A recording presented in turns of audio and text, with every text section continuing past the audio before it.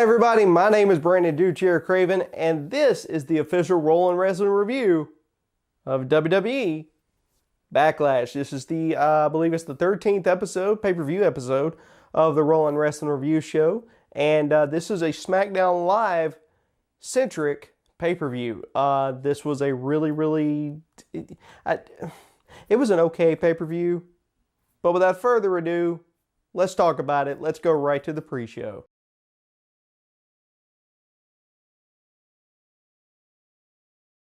The only match on the pre-show for Backlash was Aiden English versus the Perfect 10, Ty Dillinger. Tell you what, Aiden English hadn't even had a singles match yet in WWE on his own. I'm already tired of him. That singing gimmick did not work in NXT, and it does not work now. Ugh. It's just horrible to watch. Anyways, it was a good match for the pre-show. Your winner, and after hitting the tiebreaker, Ty Dillinger. Overall, I'm going to give this match a very solid 3 out of 5 stars for the pre-show. You know, you don't get a whole lot of singles matches on the pre-show. You either get tag team matches or 6-woman, 6-man tags or battle royals. You know, you don't get a whole lot of singles matches, so it's a blessing when they happen. But this was a good match. Now let's take a look at the main card.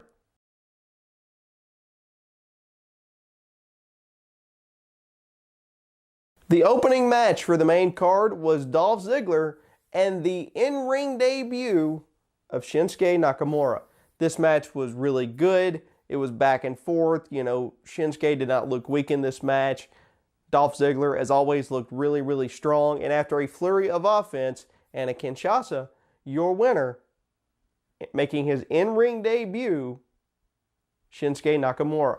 Overall, I'm going to give this match a very solid 4 out of 5 stars. It was a great opening match.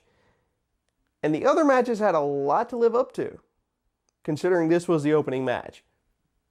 For the WWE SmackDown Tag Team titles, Breezango looks to solidify their right to be a successful tag team versus the current and reigning tag team champions of SmackDown, the Usos.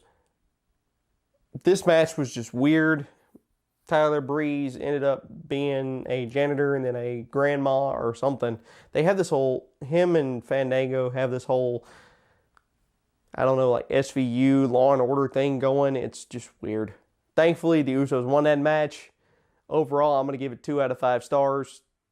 That's all that's need to be said about it. Moving on. Next up, I always root for the underdog, and Sami Zayn plays an amazing underdog as he faced off against Baron Corbin.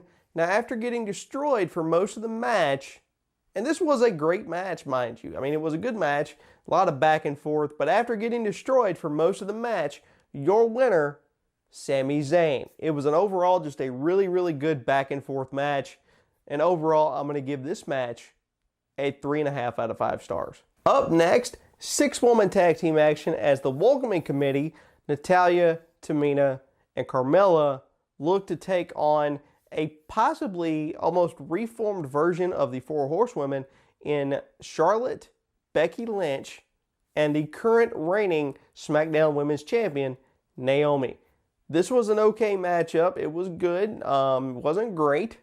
I think they hindered the talents of the women when they put them in these 6-woman tag team matches like this. I think there needs to be more defending of the titles, both on Raw and SmackDown. But overall, this was a really good matchup. I'm going to give this match a 3 out of 5 stars. Your winners, too, Natalya, Carmella, and Tamina, after Natalya locked in the sharpshooter and made Becky Lynch tap out. But overall, it was a good match, 3 out of 5 stars. Next up, for the United States title, Kevin Owens looked to remain the quote-unquote face, the new face of America, while AJ Styles looked to climb the proverbial ladder once again. This match was really good. It was a really good match, but it had a horrible ending. It was just back and forth. I mean, these were two guys that come from independent style backgrounds, and, you know, it just really showed in this matchup. The ending saw Kevin Owens win by countout after AJ Styles' leg got stuck in the announce table, and it was just a really, really bad ending to a really, really good match. Overall, I have to give this match, because of that ending, I have to give it 3 out of 5 stars. Next up, a match between two former Wyatt family members in Luke Harper and Eric Rowan. This match was actually surprisingly really good. I didn't expect it to be this good, but, it was hard hitting, it was fast paced, and Luke Harper actually ended up getting the win. And I'm going to give this match another 3 out of 5 stars. It was actually really, really good, and I was really highly impressed. And finally, your main event of Backlash. Randy Orton looks to defend his title against Jinder Mahal. Now, we all know the outcome of that match because it's now a week later since it happened, or a week or two after it happened. So I'm going to get my phone out here because I kind of go on a little bit of a rant. So, anyways, I'm still in shock over this match, and I think Vince McMahon has finally gone off the deep end. I think he has. After hitting his finisher, which isn't really important enough to name, your winner and new WWE World Heavyweight Champion, or WWE Champion, Jinder Mahal. So basically, you're telling me that a guy who has been a career mid-carder for his entire life, who's lost every match he's been in on Raw since he's been back for over a year, is now your WWE Champion. Really? In what world does that make any sense whatsoever? In what world?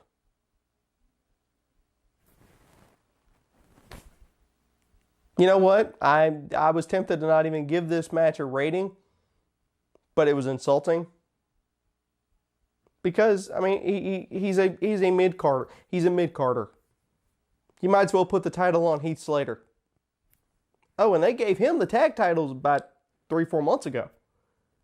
So I don't know what's going on with that. I know SmackDown is supposed to be the land of opportunity, but you just totally skipped over all these other guys who deserve an opportunity with the title.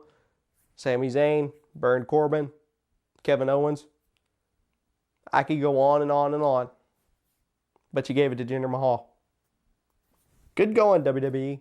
Good going. Overall, I'm going to give this match a 1 out of 5 stars. This match was absolutely horrible.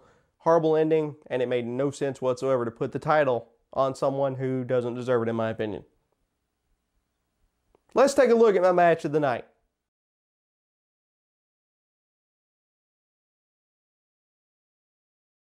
My match of the night has got to go to AJ Styles versus Kevin Owens for the United States title. It was a good match. Like I said, I didn't really like the ending with the whole AJ Styles getting counted out because his foot got caught in the announce table. I didn't like that, but it was still a great match. And overall, I'm going to give this pay-per-view a very generous 3 out of 5 stars. That main event was horrible, but I'm not going to go on that again. And it was an okay pay-per-view other than the main event. It was an okay pay-per-view. No matches really stuck out as great. But it is what it is. I feel like all the good ones that were on SmackDown, that were thriving on SmackDown, got taken to Raw. So I feel like I feel almost like SmackDown is becoming like the Major League NXT, and that's not a knock against NXT at all. I think NXT is awesome. I think NXT is great in a lot of ways, and I think a lot of times they actually outshine the main roster, especially on their takeover events. So, I feel like a lot of those guys got taken over to Raw, and I feel like they're having to rebuild a lot of characters. But, it was what it was. It was a good pay-per-view for what it was. And that's going to do it for my review of WWE Backlash. Stick around. Coming up next week, sometime hopefully next week, you will see my review of WWE Extreme Rules, which is a Raw exclusive pay-per-view event. So you'll be seeing my review of that. And until then, guys, check out my other videos I posted today or earlier this week. And guys, that's going to do it for me. My name is Brandon Dude Chair Craven. Until then, God bless you guys. See you later.